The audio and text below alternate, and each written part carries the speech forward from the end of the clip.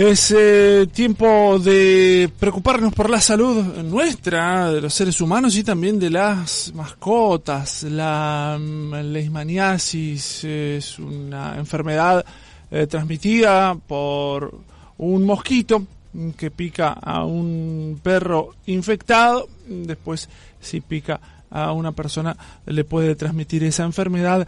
No tener perros infectados es, por supuesto, la clave, evitar los reservorios, pero ¿cómo se trata? ¿Cómo está la realidad en la provincia? ¿Hay diferencias entre algunos municipios y otros? ¿Qué se hace con los perros cuando se les detecta la enfermedad y cómo prevenirla? Sobre todo, se lo vamos a preguntar al presidente del Colegio de Veterinarios de Misiones, Pablo Castillo. Hola, Pablo, ¿cómo estás?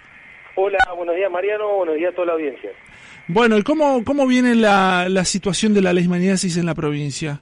Bueno, nosotros, digamos, con respecto a la leishmaniasis estamos en una situación, se denomina de endemia, es decir, con la enfermedad presente, con casos activos que vamos diagnosticando y con, obviamente, lo que implica desde el punto de vista de la prevención de que sí o sí tenemos que hacer algo activo porque es una enfermedad que se puede presentar con frecuencia. Nosotros, digo nosotros porque yo también trabajo en la Universidad de El Salvador, soy docente en la Escuela Veterinaria de Virasoro, y el trabajo que nosotros hicimos con datos más o menos, hicimos un estudio con 500 caninos, 500 perros, divididos entre Virasoro, San José y Oberá, y nos dio un porcentaje de positividad del entre el 22 y el 20%, es decir que es bastante homogéneo, y podríamos concluir que más o menos ese probablemente sea la prevalencia, decimos nosotros, es decir, la cantidad de casos que uno esperaría que haya de leishmaniasis en porcentaje en la población de perros. O sea que 2 de cada 10 perros, más o menos, un poquito más. Sí, 2 de cada 10 perros tendrían la enfermedad. Esto vale aclarar que muchas veces no es que nosotros veamos al perro enfermo, ¿sí? Estos estudios que nosotros, por ejemplo, hicimos, detecta el anticuerpo, es decir, que pone en evidencia que ese perro o está enfermo, es decir, que está cursando una enfermedad si se presentan síntomas, o la tiene en latencia, o puede haber contactado con el parásito y sacárselo de encima. Es decir, que uno estima que más o menos el 50% de ese 20%, es decir, 1 de cada 10 perros, tenga síntomas clínicos de la enfermedad. O sea que un perro puede recibir la picadura de un mosquito infectado y no contagiarse. Sí, esto es posible. De hecho, hay un porcentaje de perros que el parásito no los logra infestar. Esto por una cuestión de funcionamiento de su sistema inmune. De hecho, una de las cosas o la explicación de por qué la enfermedad a veces tiene distintos síntomas, por qué es tan variable el resultado, es decir, hay perros que se mueren rápidamente, que la pasan muy mal, otros que pueden estar años y sobrellevarla, inclusive hay muchos que se curan estando enfermos o que directamente no se enferman, como el caso que estamos explicando. Todo se da por cómo el sistema inmune interaccione con el parásito. Digamos, esa es la clave, podemos decir, para que la enfermedad sea grave, para que la enfermedad sea leve o que el perro no se enferme. Obviamente que los que no se enferman son el porcentaje más bajo y lamentablemente la mayoría de los perros cursa con la enfermedad. Sí, y esto de que hablabas de la latencia, puede ser que tenga el parásito y tarde en manifestarse. Sí, usualmente es una enfermedad que el periodo de incubación, nosotros decimos periodo de incubación cuando desde que ingresa ya sea el parásito, el virus, la bacteria, y comienzan los síntomas, es decir, es el periodo de incubación. Bueno, en el caso de la leishmaniasis es extremadamente variable y uno asume que es de semanas a meses como mínimo el tiempo desde que ingresa el parásito hasta que pueden empezar los síntomas. De hecho, hay muchos perros que pueden mantener el parásito, tener, digamos, los estudios positivos, la presencia del agente, digamos, en las muestras y no cursar la enfermedad. Bien, esto... Es decir, que clínicamente lo vemos sano. Claro. Decías, obviamente, la prevención activa, que tiene que ver con evitar la presencia de criaderos de este mosquito que se cría en la hojarasca, ¿no? Sí, digamos que A diferencia del Aedes aegypti, que es el mosquito del dengue, digamos, este tiene una característica que no necesita el agua para criarse y que es la materia orgánica en descomposición.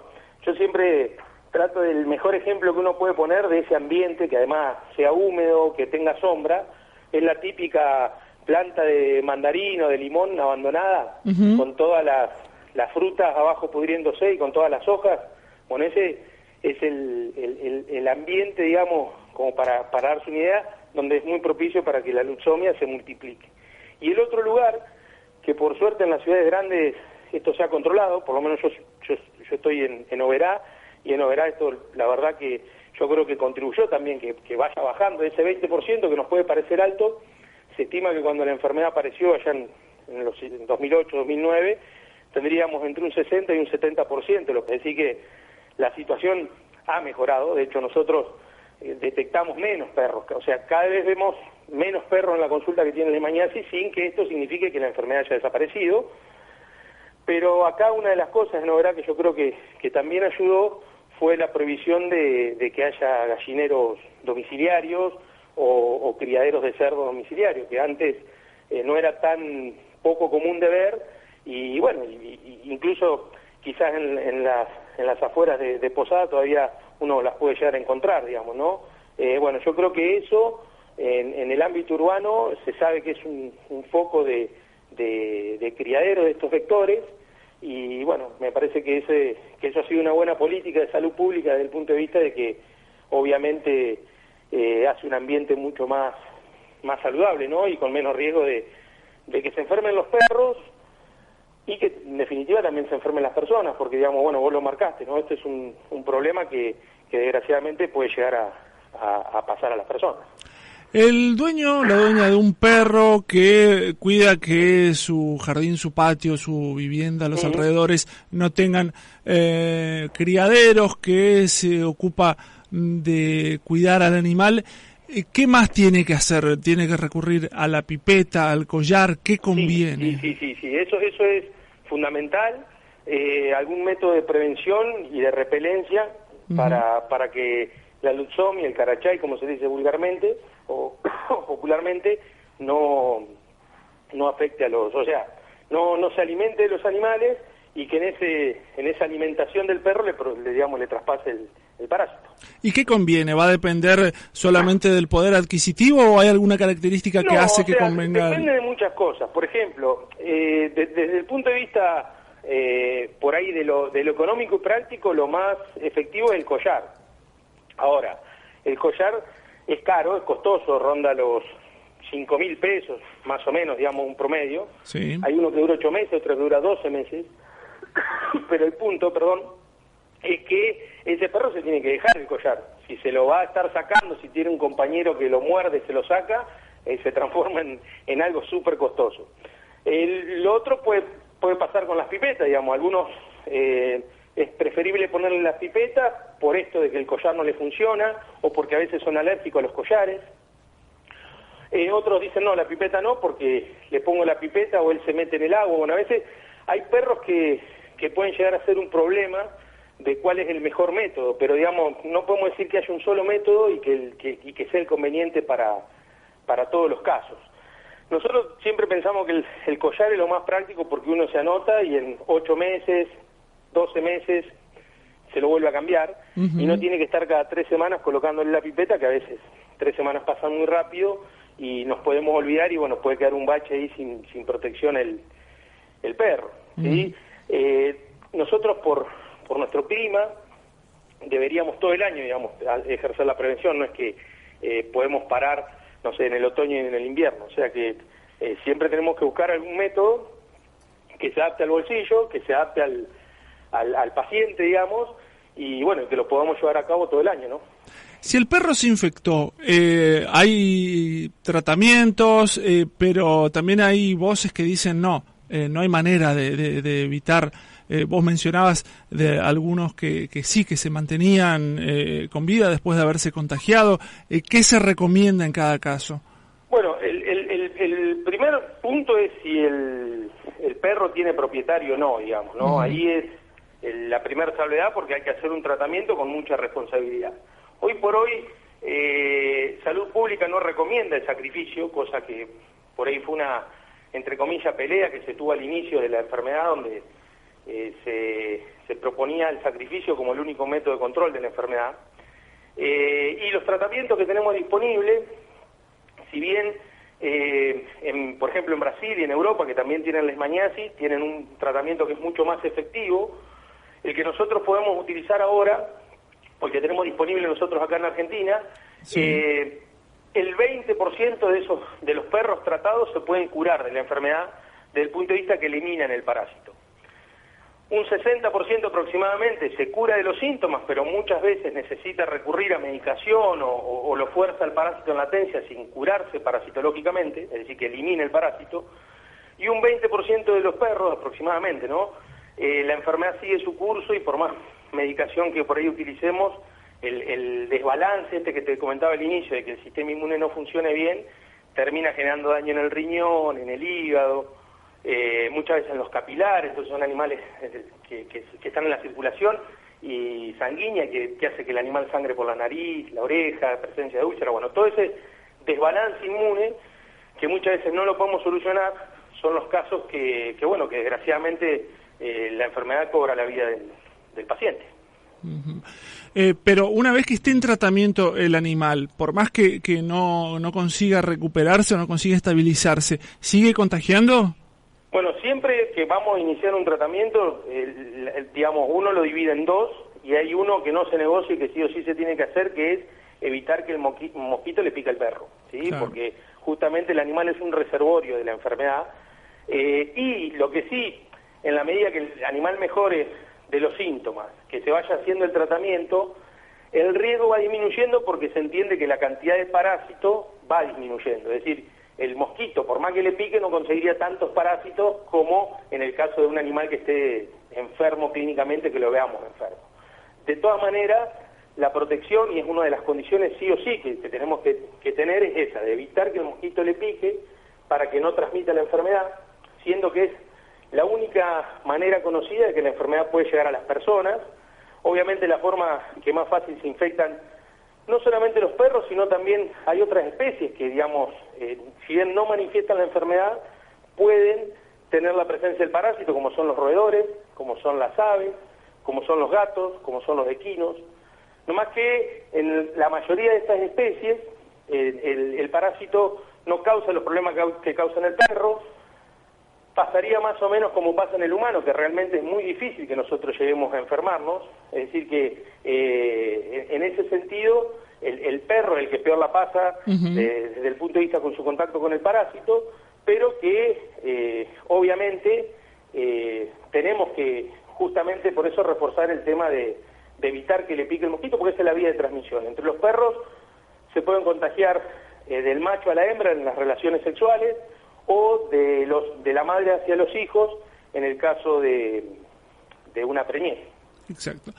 Te llevo a esto que me mencionabas más temprano de la mejora que han tenido algunos municipios. Mencionabas los más grandes, en el caso de Oberá, la prohibición de los gallineros, de los chiqueros urbanos. ¿Qué panorama tenés del resto de los municipios, por ahí de consultas entre los propios colegas veterinarios o de parte del propio municipio, de las aldeas Budá también, que tienen por allí en algunos casos mucha población canina?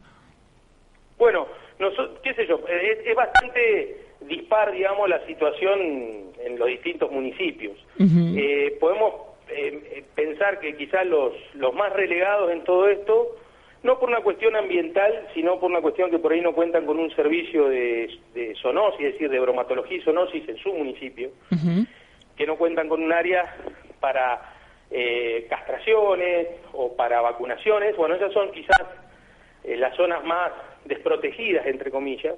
No tenemos indicios de que la enfermedad sea mucho más grave en algún punto especial de la provincia. Estimamos que este 20% probablemente sea un valor que se mantenga uniformemente en toda la provincia, inclusive toda la parte norte de Corrientes.